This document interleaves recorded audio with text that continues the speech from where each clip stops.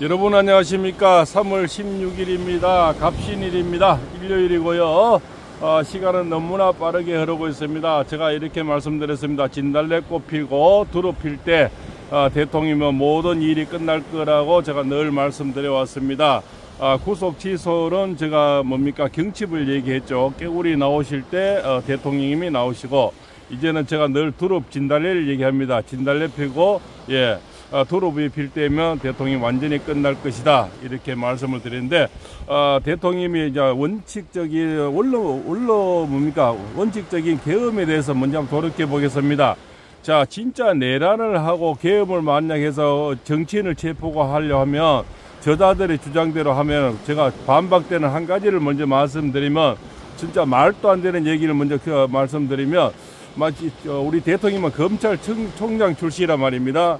그 법에 대해서 얼마나 잘 아시겠습니까? 그런 분이 과연 평일에 그걸 하겠습니까? 토요일 날이나 연휴에, 명절에 아무도 없을 때, 그럼 국회의원이 다 늘어가겠죠. 특히 명절 같은 경우는 국회의원들이 지방에 지역구 인사하러 갈 때, 그럴 때 계엄을 하지, 그렇지 않습니까? 대통령이 바보다, 이거. 평일에 계엄을 해서, 그렇지 않습니까? 국회의원들이 다 그 안에 있어서, 그 이튿날 무슨, 찬반 투표가 있었죠. 박성재 법무장관입니까? 그때 탄핵한다고, 그 다 모여있는 그때 계엄을 한다. 이것은 삼척 동작, 초등학생도 그렇게는 안 하겠죠. 그렇지 않습니까? 이자들이 그 논리가 자기들은 정치인 체포를 하고, 그렇지 않습니까? 그 공권력을 앞세워서, 군인들을 앞세워서 국민을 제압하라 하겠다, 총칼을 들고 왔다, 도끼를 들고 왔다, 이러는데, 정말 그렇게 하려면 평일에 하는 게 아니고, 국회의원들이 없을 때, 그렇지 않습니까?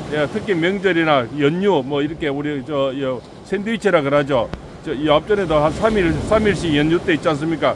그럴 때는 국회의원들이 다 내려갑니다. 지역구 내려가서 인사하고 초상에 덜 받아보고 이렇게 할 때, 그럴 때 계엄을 하지, 일반 평일에 국회의원들이 다 모일 수 있고 국민들이 다 모일 수 있는, 그럴 때 계엄하는, 누가 그런 정치인이 있고, 그렇지 않습니까? 구술을 한 서울법대에 나온 분인데, 그 정도, 그렇지 않습니까? 말이 안 되는 소리죠. 6.25 동락 때도 김일성이도 쳐들어온 게 일요일 새벽 4시에 쳐들어왔지 않습니까? 그거는 상식이지 않습니까? 상식이 돌아간 사람이면 모두가 남들이 허점을 찌르고, 그래야 그것이 병법이죠.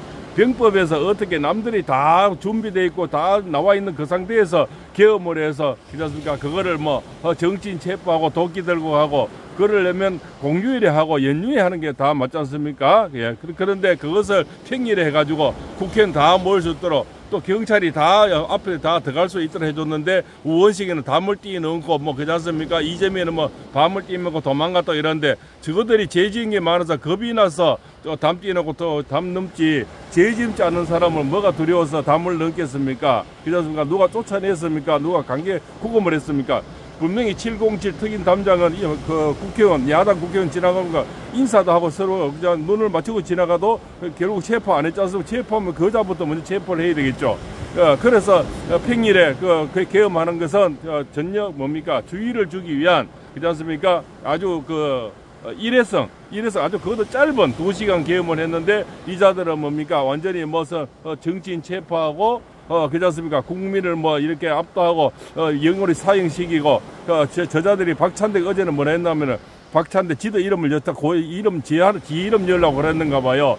박찬대, 우원식이, 이재명이 쭉 얘기하면서, 저거들은 바로 사형 당했을 거다, 그렇지 않습니까? 이래 하면서 여러 가지 이제 부추기기 위해서, 이재명이가 지금 나타나지 않고 행방불명하니까 박찬대가 그런 협박, 그러면서 국민의 어떤 호도하려는 그런 술책 같습니다. 그래서 저자들이 테러 위협도 하고 이러지 않습니까? 제가 그러지 않습니까? 이재명은 별짓을 다 할 사람이라고. 그런데 지금 경찰도 전혀 테러 위협이 없었다고 얘기를 하거든요.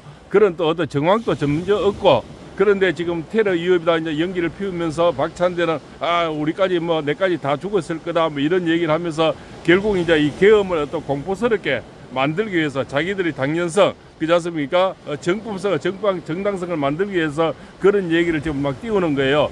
그만큼 이자들은 지금 궁지에 몰려있고, 지금 앞길이 또 불투명하다는 거죠. 안에서 얘기 나오는 얘기가 처음에는 8대0 이렇게 인용 얘기가 나왔는데, 시간이 흐르면서 국민들이 계몽이 되고 점점 깨어나고 초등학생들부터 100세 할머니까지 전 연령대가 다 깨어나고 이제는 너무나 다 많은 걸 알게 됐죠. 이런 유튜버들이 너무나 많고 그렇지 않습니까? 수천 개 유튜버들이 매일 방송 시간 방송을 하니 옛날에 박근혜 대통령 때는 SBS, KBS, MBC, JTBC에서 이런 것만 보다 보니까 하루 종일 뭡니까 외도하는 그런 방송을 보다 보니까 국민이 다 속을 속았는데 이제는 속지를 않는다는 거죠.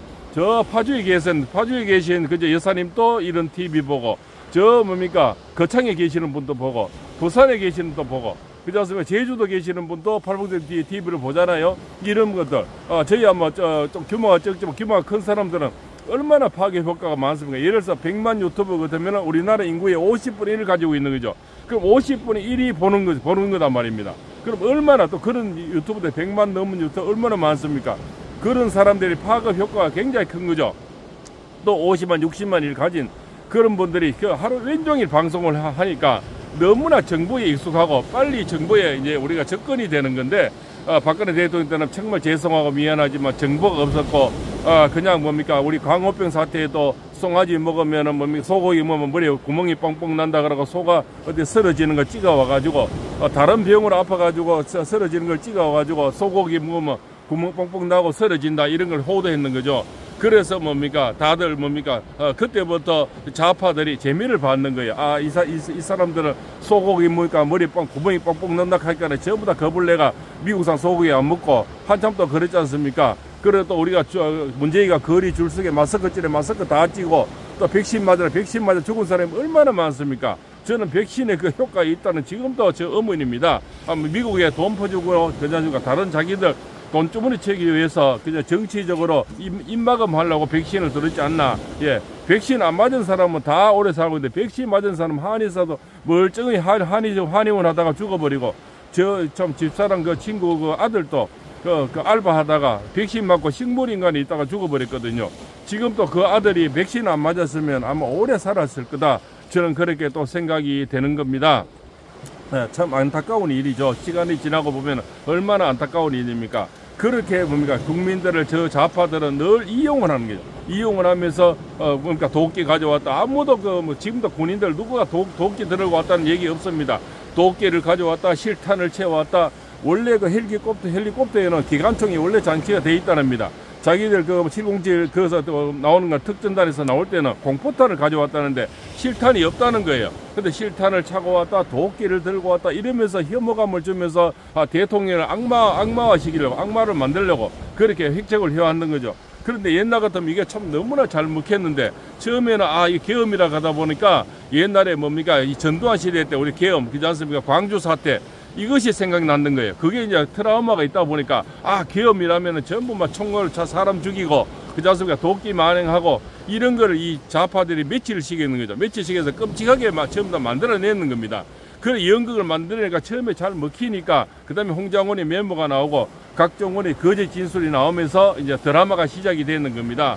그러면서 본격적인 서부지방법원이 이제 우리들 법원이 이제 나서고 그다음 공수처가 수사권도 없는 공수처가 이제 오동훈이가 이제 하나 이제 연극 배우가 하나 나타났는 거죠. 그렇지 않습니까? 우리 그 드라마에도 보면 행동대원이 있고 그다음에 주연이 있고 조연이 있지 않습니까?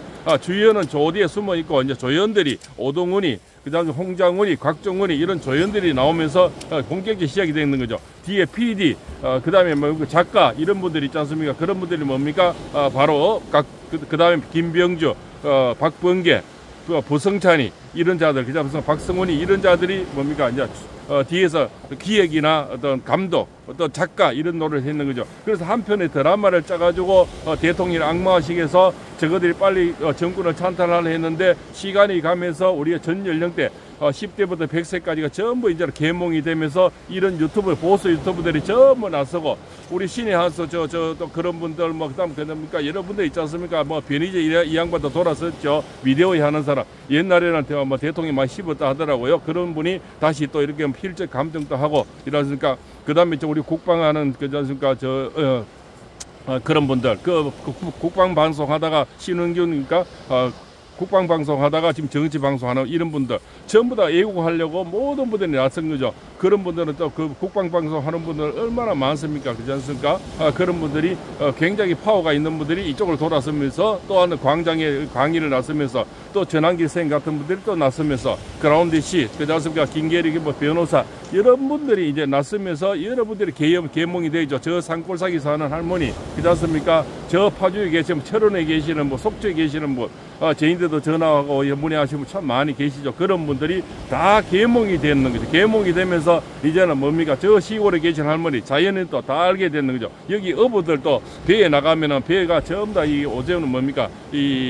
뭡니까? 전화기를 다 할 수 있도록 배에도 장치가 되어 있습니다. 그래서 이제는 속지를 않는 거예요. 속지 않으면서 시간이 흐르면서 이제 문영배가 그죠? 빨리 끝내서 이재명이 짭짭해서 끝낼 수 있었는데 이제는 문영배가 제가 어제 방송에서 문영배하고 이재명이가 등을 지겠다. 보니까 한 솥밥을 묵을 수는 없어요.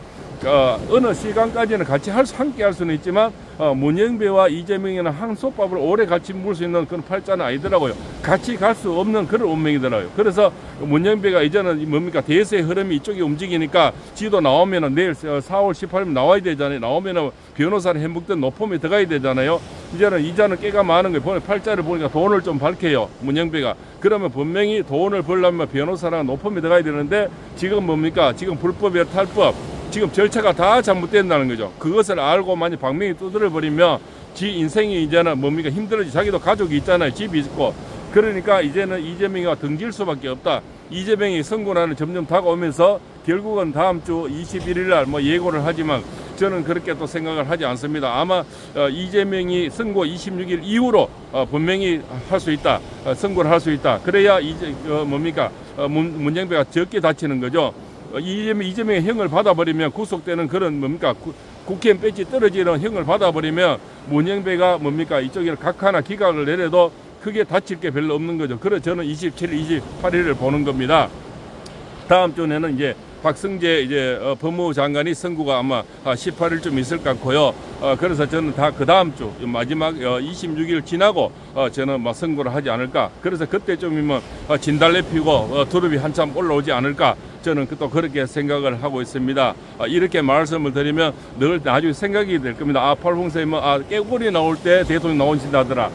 진달래 피고 두릅 필 때 나오신다더라. 이러면 이해가 쉽고 생각이 많이 났고 기억하기가 참 쉬울 겁니다. 그래서 저는 그렇게 비유법을 많이 쓰는 겁니다. 또 이렇게 자연에 와서 말씀드린 것은 자연을 보면서 말씀을 이렇게 전하면은 굉장히 기억하기 쉽습니다. 왜냐하면 이런 풍경이 파도 소리와 그렇지 않습니까? 여러 소리가 같이 들으시면은 오랫동안 사람은 생각을 할 수 있는 기억력이 높아집니다. 이 배경이 생각이 나니까요. 저 지나가는 갈매기도 보이고 이러지 않습니까? 이런 것이 같이 합쳐져서 생각을 하는데 기억력을 많이 도와주게 되는 겁니다. 또 자연을 보고 이렇게 같이 또 음성을 들으시면 모든 마음이 공유가 됩니다. 공유가 돼서 모든 기운이 잘 통하리라 저는 그렇게 생각을 하고 늘 이렇게 야외에 나와서 방송을 하는 그런 마음을 이해해 주시기 바랍니다. 그래서 오늘 일요일입니다. 오늘 또 아마 지금 문영배와 이재명에는 갈등이 점점 더 많아질 거고요. 지금 문영배는 저는 이제 등을 돌린다. 그래서 말고삐를 돌리고 있다 봅니다. 그래서 이재명이 지금 혼비백산에서 지금 이제는 이 문영배가 말고삐 돌릴 뿐만 이제는 방법이었죠. 없지 않습니까? 왜? 각종원이 거줄 진술, 가짜 메모 이미 다 들통났고 우리들 법 다 들통났고 저 국민 지지율이 이미 저는 70% 가까이 온다는데 지금 조사를 안 한다 했잖아요. 어제도 그 사기업 하는 그 조사 기관이 우리는 사기업인데 저렇게 억압을 하고 협박을 하니 우리는 안 따를 수밖에 없다 이런 그런 인터뷰도 했잖아요. 그런 사기업 지지율 조사하는 기관을 다 지금 재갈을 물려 협박을 해놨는 거예요. 하지는 못하는 거예요. 또 민주파출소 있지 않습니까? 그 자들은 워낙 고발을 해야 되니 할 수가 없는 거죠. 그렇지 않습니까? 그러나 분명히 저는 대통령 지지율은 70% 오르고 있다 이렇게 지금 보고 있습니다. 그래서 시간이 가고 따뜻해질수록 더 온기는 좋아지고요. 진달래 피고 두릅이 올라올 때는 대통령님은 저는 기각이나 각하가 된다 이런 말씀을 오늘 또 올리겠습니다. 행복한 일요일 되시기 바랍니다. 팔봉쌤입니다.